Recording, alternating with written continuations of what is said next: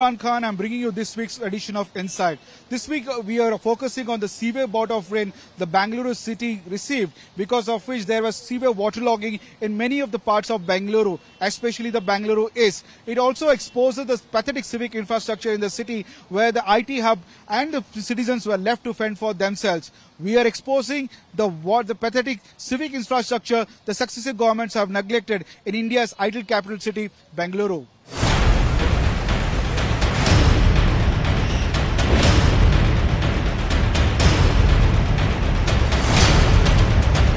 Let the camera speak for the visuals.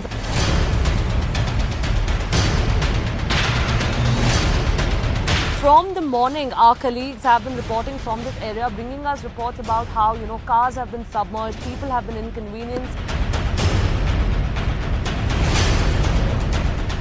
We are at Manyata Tech Park, one of the newest built tech parks here, and it's completely flooded with knee-deep water. Right now we are standing here at Bengaluru Eco Space. You can see towards my right hand side, this is the huge IT company over in this area, whereas you can see how the water is flowing.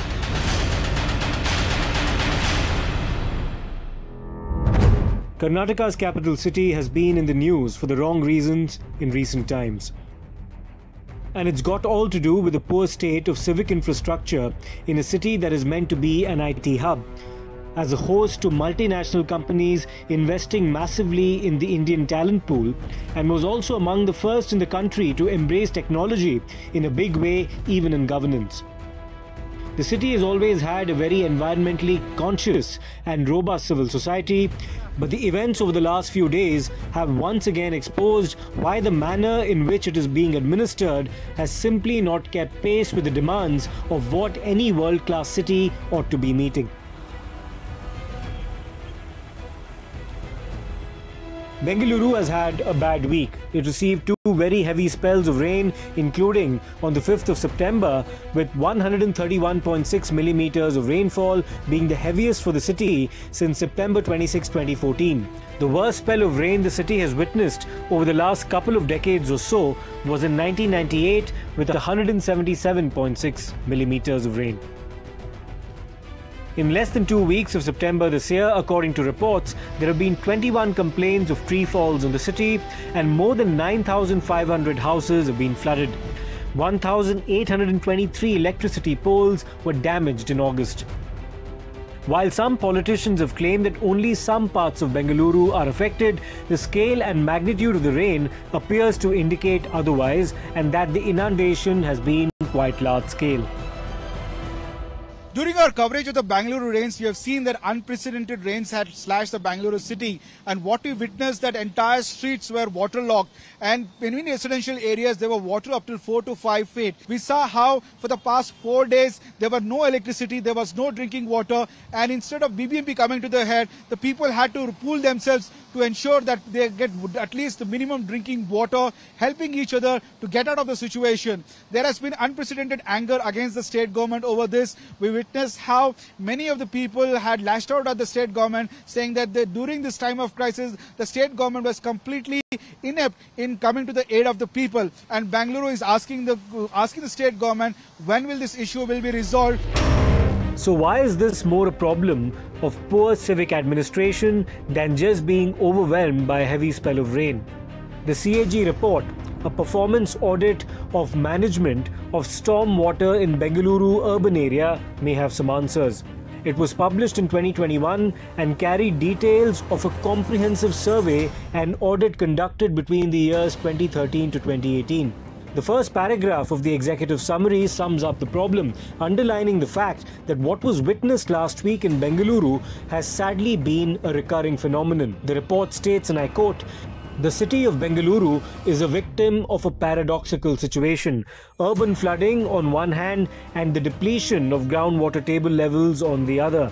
There is an urgent need for urban managers to address this issue from the water security/environment and urban planning perspectives." Stop quote. The findings of the CAG report were scathing both against the state administration and the municipal authority, the BBMP. It claimed that the performance audit, and I quote, witnessed large-scale encroachment of lakes or drains and depletion of natural drainage systems.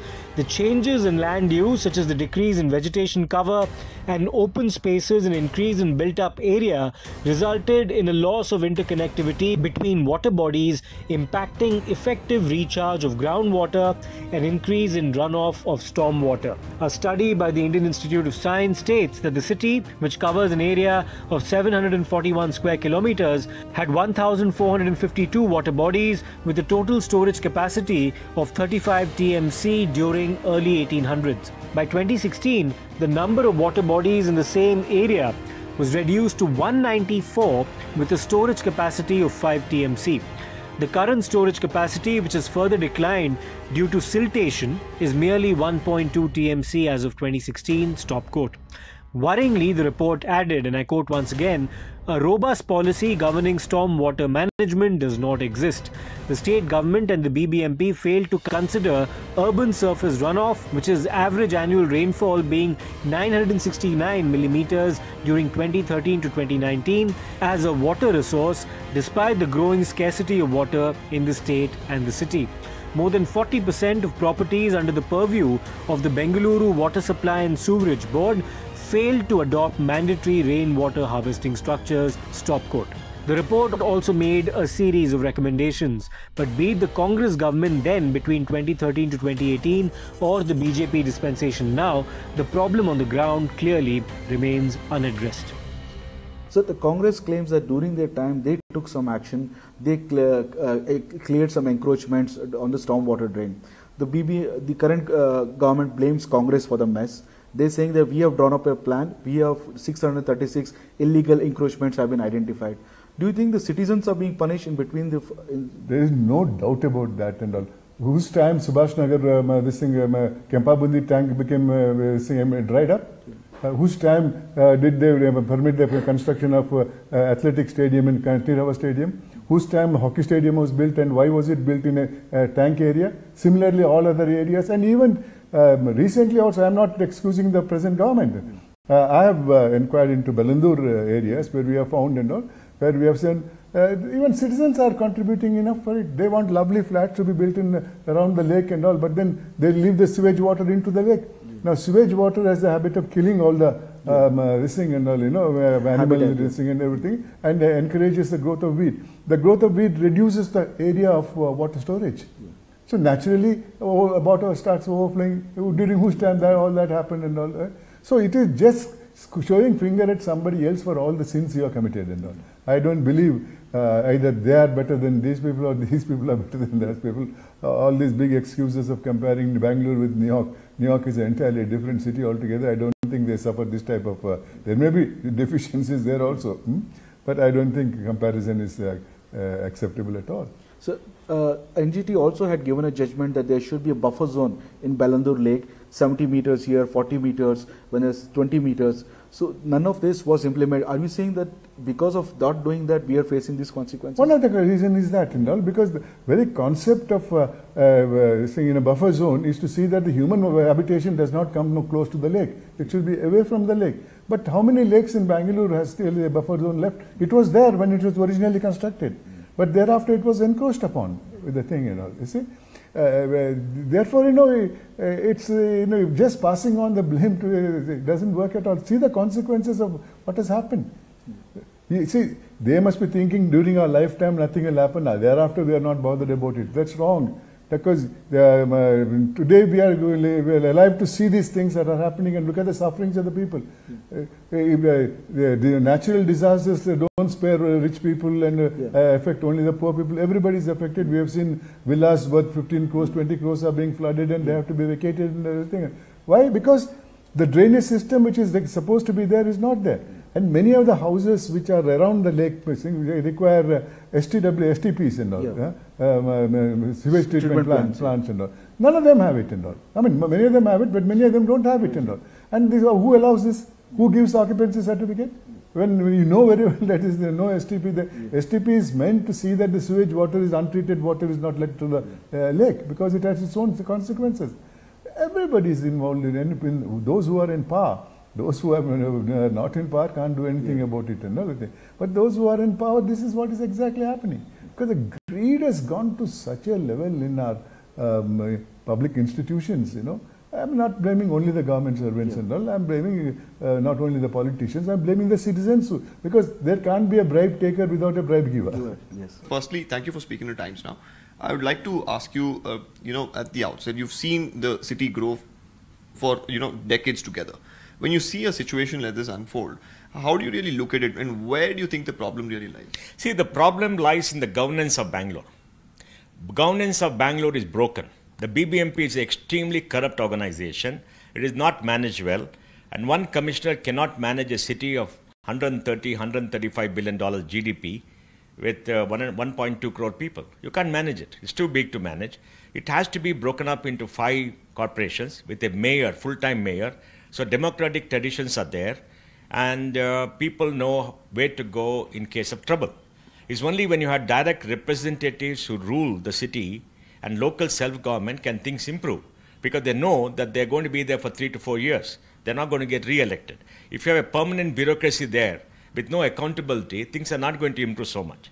We have seen in Bangalore when administrators ruled, well, it improved, but not so much because, they're there for a limited period of time. Their attitude is very different. So the governance. Second is the high level of corruption. Bangalore, corporation has got money, but do you know how much money is spent on the ground?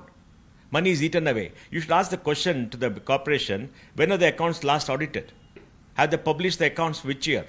Why are the accounts not audited? See, if you don't start corruption, things are not going to improve. Right. Nobody can intimidate Bangaloreans and Bangalore. Bangaloreans will always speak the truth. And let me put it on record.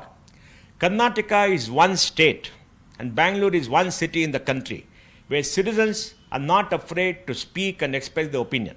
They praise the government when government does good work. They're critical of the government when the government does not do its job. Joining with us is Mr. S. Vishwanath, who has a considerable authority on issues pertaining to the environment and especially the water issues what we're facing right now. So, Mr. Vishwanath, everybody's mind's common question is that why is the waterlogging happening? We see the kind of rains, even in residential areas, high-end apartments, even in poor shanties where BBMP Power Karmikas are there, they're flooded. And especially we're seeing what's seen at the Bengaluru flyover. Take us through what is the issue plaguing now? So what's happening is that the city is expanding. And as the city expands, it starts to concretize. It builds hard surfaces, homes, roofs, roads. This means that there's extra runoff. Also added to the fact that there is more rain these days, the intensity of rainfall is higher. So therefore the total runoff becomes much more higher. The stormwater drainage infrastructure becomes woefully inadequate to manage this rains. If we get the infrastructure in place, if we design the stormwater drains well, if we make sure that lakes are interconnected and that the drains are of adequate width and depth and continuity to take the water away, then we will not have flooding. Otherwise, we'll be faced with these kind of consequences. If I ask like a solution to this in a 3-point takeaway, what would your solution be? A, put every data in public domain, where the old Rajkalves are, where the old tanks are, and where the buffer zones are. B, design for stormwater drains, put that in public domain to indicate where the new stormwater drains would be. C, invest as quickly as possible. The management of stormwater drains came under scrutiny from the National Green Tribunal as well, particularly with respect to Bengaluru Lake, including possible violations. 2016, we had an expert panel committee report submission to the BDA, and in that accord, it's clearly mentioned who's the accountability charge being clearly mentioned, who has to do what, and it is prerogatively the importance should have been given to that, but unfortunately the expected result didn't come out. And then there was a NGT order in 2016 again, which clearly said 75-meter buffer zone should be maintained and 50 meters should be maintained for the primary Rajakalva, 35 for the secondary and 25 for the tertiary Rajakalvas. But unfortunately that was again went into legal tussle, although there was no approvals were given. Later 2019 from Supreme Court order, we had earlier penalized Korimand and Mantri's case, we know 130 crores was penalty was levied, but later on had they taken the action on the same Korimand or Mantri, had the properties or the buffer zones been encroached by these Mantri or Korimand, had they recovered it? No, nothing has been done since then. Similarly, there were other encroachments were highlighted and brought to the notice of the governance. either through NGT committee or the monitoring committee or the citizen monitoring committee. Everybody suggested and gave their guidelines, what to do to decongest the city or to properly maintain the water bodies and Rajakalways. Nothing has been taken from there on. The problems continue to persist. In fact, as per reports, even on the 2nd of August, when the city received a considerably less intensive 45.7 millimeters of rain, several parts of the city were flooded. Lakes that are meant to absorb rainwater have witnessed rampant encroachment, and the figure is estimated to be around 10,787 acres of lake land, amounting to rupees 1.5 lakh crores. There's been a tragedy this month as well, with a 23-year-old woman, Akhila, coming in contact with a live wire while riding her two-wheeler on a flooded street, and she lost her life. The place was very slippery, so she has fell down. The bikers fell towards her side, so she did not get any support to get up. So she just wanted a support to stand up so she can come out of the running water. There she touched the electric pole. Electric pole was, all the wires was disconnected, it seems. As we went and saw there, we shifted her first to the nearby hospital, Yashomati. There they did not help us, telling there is no bed. We went back to Jivika. There she was bit, at least 20% of life running.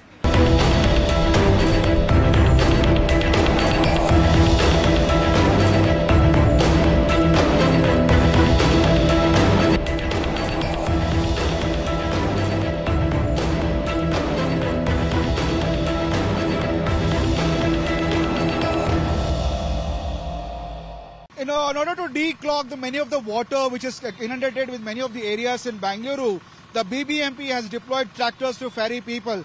None of the vehicles they are able to use because of the fact that the water is so deep that the vehicles are getting jammed. Hence, the BBMP has deployed use of tractors to ferry people in and out of these localities, what you're witnessing behind me. Meanwhile, they're using the pump sets like this to drain out the water so that the water which is stagnant there, and there's no other avenue because the stormwater drains has been occupied illegally, and construction has happened over it.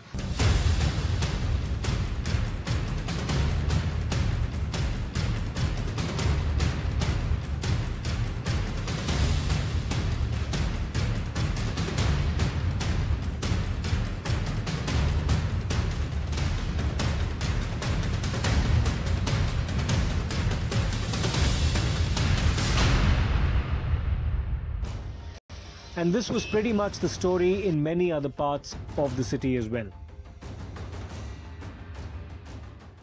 It's mostly who are suffering are the employees, because once they left the home, they're neither able to go back, neither enter.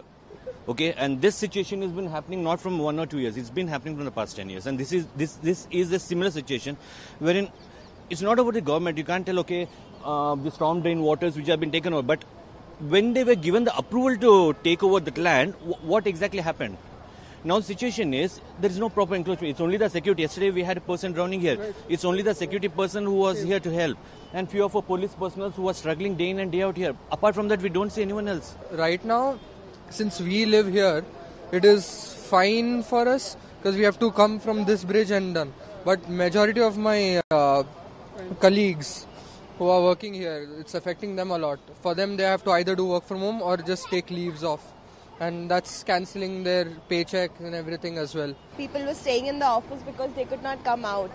And for 2 days, they were in office because of this blockage. Their vehicles also stopped working. Your colleagues? Yes. In the basement, their vehicles were there, and because water went inside, so they could not go back home also. So they were stuck here. Been usual because of the heavy rains and the lake bridge, we are facing this problem. We have no encroachment. Even DC, Tahsildar all have come, and MLA has given us a very good solution. He came and met us at our place in May, and he gave us a solution which is already taking place. The new culvert is being done. A new parallel drain is being given, which is dedicated to our layout. Unfortunately, they were not able to complete because of the heavy rains. We are not able to move in and out only because of the water which has collected. There is a level difference between the main road and us. That's the reason we are not able to move. But We have not found it very difficult because we are having our own means of tractor or the boat which is provided. Government are really coming forward to help us. You all are seeing what is happening. You can have a look. There are lakes which are overflowing. It's not every authority, our MLA and everybody is doing their best. It is unprecedented rains also. It's natural calamity. It will take time and it will settle down. They are working on it. So we also know, we are educated people who live here, we know that what's happening. Everybody is doing their best. We are also doing our best. Let us see and let us hope things will settle down fast. I've been staying here for the last 16 years. Never has there been water of this proportion, even when there were rains of higher altitudes than this. Okay. The current BJP dispensation is much to think about. It might be palming off the blame to the Congress, but Bengaluru's reputation as an IT hub too will take a hit if its civic governance continues to fail in delivering the goods. In fact, it was also reported that the state's IT minister was to meet several heads of software companies based out of Bengaluru to appraise them about the steps that the government has been taking. These fears and apprehensions need to be assuaged, as a robust civic infrastructure is an indispensable ally for any economically flourishing city. The Karnataka state government, especially Chief Minister Bommai, faced a lot of criticism this time over the handling of the rain situation in Bengaluru. And in fact, the Chief Minister said he has announced 300 crore rupees package to ensure that all this water logging doesn't happen in the future. But many of the citizens have complained. We saw visuals of how they were stranded while trying to reach back to their homes. Many have not been able to come to office, not just because of those water, but also because of the internet traffic jams because of it. Many of the citizens are complaining that the civic agencies have not come to their rescue. It's past 4 days. The incessant rains have battered the city, and the BBMP is simply not able to cope up with it. The BBMP's explanation is that this is the first time a record-break rainfall which has happened, for which the city is not prepared, and also they say that many of the stormwater drains have been encroached upon by the builders. But the question is, who gave them permission? Now the BBMP said that they are working on it, and they will in a short span of time clear out all the encroachments and the drains. They've listed out 636 properties which has to be cleared of encroachment of stormwater drains, so that there should be a smooth flow of water, and the next time when the rain happens, they will not to see the scenes is what we're witnessing in Bengaluru for the past few days. But the people are not so hopeful. They said that they have seen these assurances before, but the situation has remained the same.